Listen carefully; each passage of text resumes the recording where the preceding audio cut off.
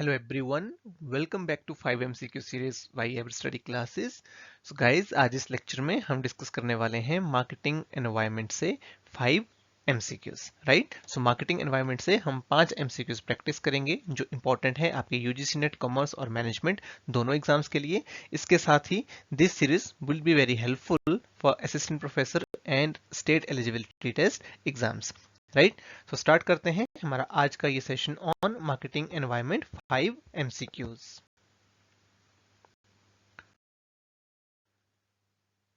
These are the courses offered by Everstudy Classes. You can check out these courses on Everstudy Classes website.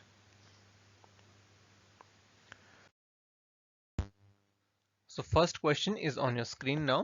The question is, which of the following statements is or true about demographic environment? So demographic environment से related ये question यहाँ पर पूछा गया है।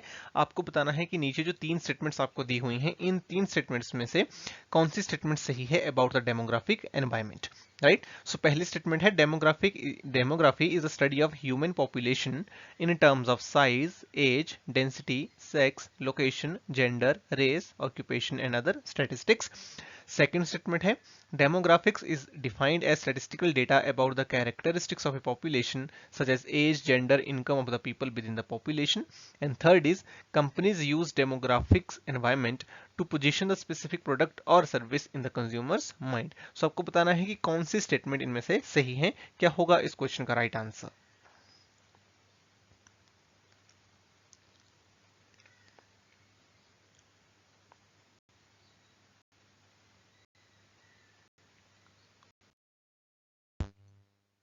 सो right answer इस question का हो जाएगा option number A, which is 1 and 2 only, right? तो देखिए जो पहली और दूसरी हमारी स्टेटमेंट है, इन दोनों ही स्टेटमेंट्स में लगभग एक ही बात कही जा रही है। ये दोनों ही स्टेटमेंट्स एक्सप्लेन कर रही हैं डेमोग्राफिक कैरेक्टरिस्टिक्स को। डेमोग्राफिक कैरेक्टरिस्टिक्स क्या होती हैं? कैरेक्टरिस्टिक्स ऑफ द पॉपुलेशन, जैसे कि age, gender, race, occupation etcetera, right? तो इसलिए दोनों ही स्टेटमेंट हमारी सही हैं क्योंकि दोनों में लगभग एक ही बात कही जा रही है। लेकिन जो हमारी थर्ड स्टेटमेंट है, इसमें बोला जा रहा है कि companies use demographic environment to position the specific products और service in consumers mind, right?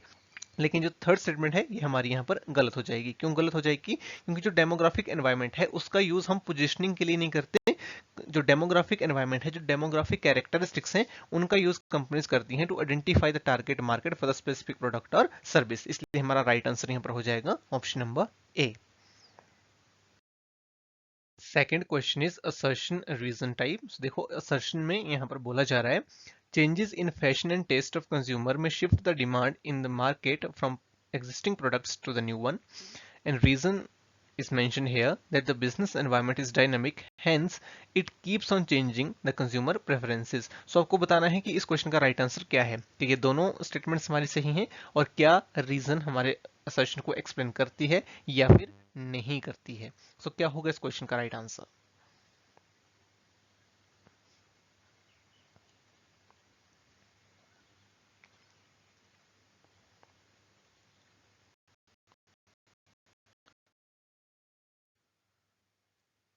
देखिए क्वेश्चन यहाँ पर बहुत ही इजी था।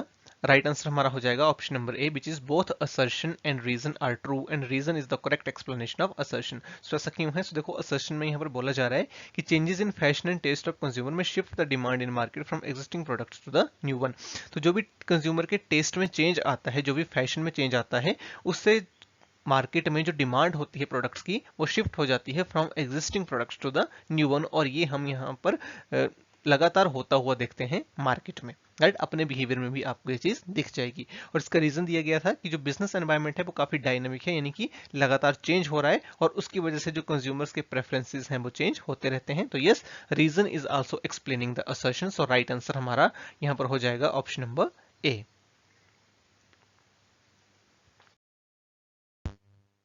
Next question is statement type question. So 3 statements हमें यहाँ पर दी गई हैं। स्टेटमेंट 1 में बोला जा रहा है political environment include the forces like customs and traditions, values, social trends and societal expectation from business etcetera.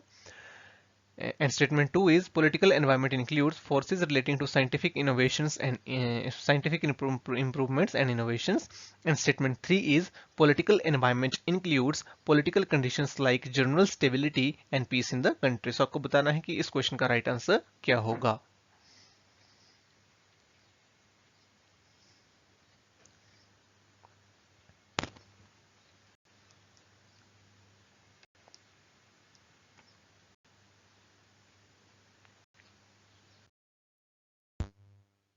So right answer इस क्वेश्चन का यहाँ पर हो जाएगा option number C, which is only statement 3 is true.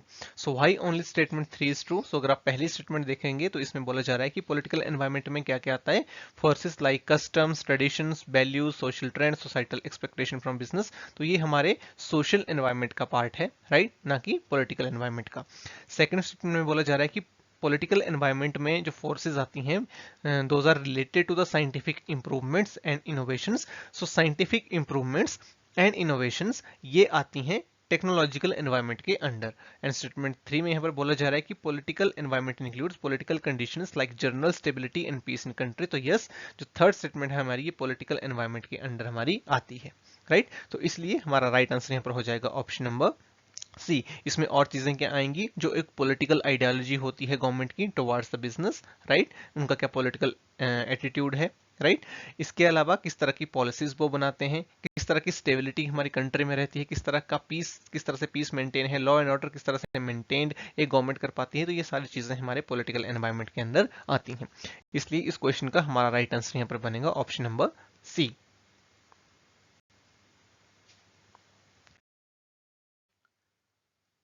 Next question is, the market research indicates a growing trend towards sustainability and eco consciousness among customers. Competitor analysis shows that several key competitors have already launched eco-friendly product lines.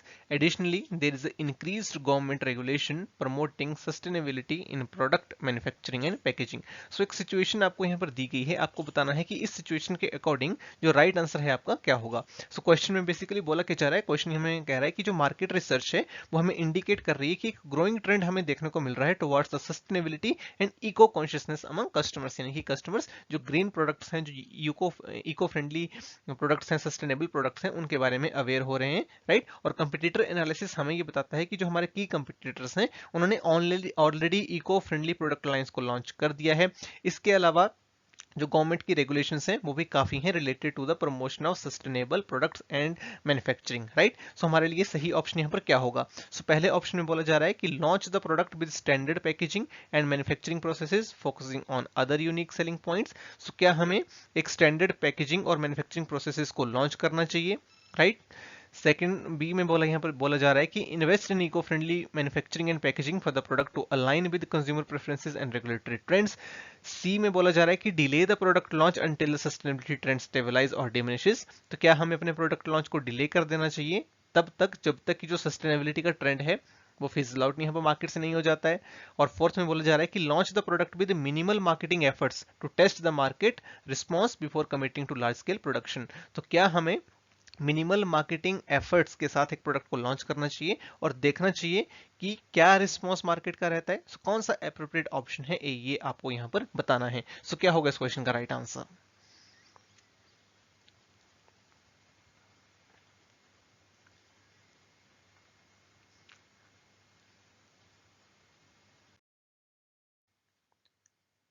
So right answer इस question का हमारा हो जाएगा option number B. B option हमारा क्या कहता है कि invest in eco friendly manufacturing and packaging for the product to align with consumer preferences and regulatory bodies. देखिए क्वेश्चन में यही बोला जा रहा था कि मार्केट रिसर्च हमें इंडिकेट कर रही है कि एक सस्टेनेबिलिटी का ट्रेंड है मार्केट में, जो कंपिटिटर्स हैं उन्होंने इको फ्रेंडली प्रोडक्ट्स को लॉन्च कर दिया है, गवर्नमेंट की भी काफी रेगुलेशंस हैं। तो हमें क्या करना है, हमें इको फ्रेंडली पैकेजिंग और मैन्युफैक्चरिंग में इन्वेस्ट करना है, सो दैट जो कंज्यूमर के प्रेफरेंसेस हैं उनके साथ भी हम अलाइन कर सकें और जो रेगुलेटरी ट्रेंड्स हैं उनके साथ भी हम अलाइन कर सकें, right. So most appropriate option हमारे यहाँ पर ऑप्शन नंबर बी होगा। बाकी देखिए इरेलीवेंट ऑप्शंस हैं। पहले बोला जा रहा है कि launch the product with standard packaging, तो वो तो हम ऑलरेडी करते भी हैं, राइट। क्योंकि बात इको फ्रेंडली प्रोडक्ट्स की करी जा रही है तो पहला तो बिल्कुल इरेलीवेंट है। सी में बोला जा रहा है कि डिले द प्रोडक्ट लॉन्च, तो देखिए ऐसा नहीं है, जो सस्टेनेबिलिटी का ट्रेंड है वो ऐसा तो नहीं है कि डिमिनिश हो जाएगा, राइट। और डी में बोला जा रहा है कि आप अपने प्रोडक्ट को मिनिमल मार्केटिंग एफर्ट्स के साथ यहाँ पर टेस्ट करो और रिस्पॉन्स देखो। तो देखो यहाँ पर हमें रिस्पॉन्स देखने की जरूरत भी नहीं है, क्योंकि हमें मार्केट रिसर्च क्लियरली इंडिकेट कर रही है कि जो सस्टेनेबिलिटी का ट्रेंड है वो मार्केट में है और जो हमारे कंपिटिटर्स हैं उन्होंने already eco friendly product lines को लॉन्च कर दिया है। तो अगर हम एग्रेसिव स्टेप यहाँ पर नहीं लेंगे सो कंपिटिटिव एडवांटेज हमें नहीं मिलेगा, राइट, और मार्केट शेयर हमारा कम हो जाएगा। इसलिए जो सबसे मोस्ट एप्रोप्रिएट ऑप्शन यहाँ पर इस क्वेश्चन का आंसर में है वो है ऑप्शन नंबर बी, कि हमें इको फ्रेंडली मैन्युफैक्चरिंग और पैकेजिंग में इन्वेस्ट करना होगा। फिफ्थ हमारा स्टेटमेंट टाइप का क्वेश्चन है, राइट। हमें बताना है कि कौन सी स्टेटमेंट सही है, कौन सी स्टेटमेंट गलत है। The question is consider the following cutting edge statements pertaining to the contemporary marketing environment। So कुछ हमें यहाँ पर स्टेटमेंट्स दी गई हैं related to the contemporary marketing environment, यानी कि जो आज की डेट में मार्केटिंग एनवायरनमेंट चल रहा है उससे रिलेटेड ये स्टेटमेंट्स हैं। तो पहली स्टेटमेंट यहाँ पर देखिए बोल रही है कि in the era of digital transformation the marketing environment is heavily influenced by the rise of online communities, virtual reality experiences and integration of artificial intelligence in consumer interaction। Second statement is the marketing environment new now encompasses the concept of phygital, where physical and digital experiences intervene, seamlessly blurring the lines between offline and online consumer engagement. And statement 3 is environmental sustainability has become a paramount concern within the marketing environment, with consumers increasingly demanding eco-friendly products, transparent supply chains and brands committed to reducing their carbon footprint। right? So क्या होगा इस question का right answer?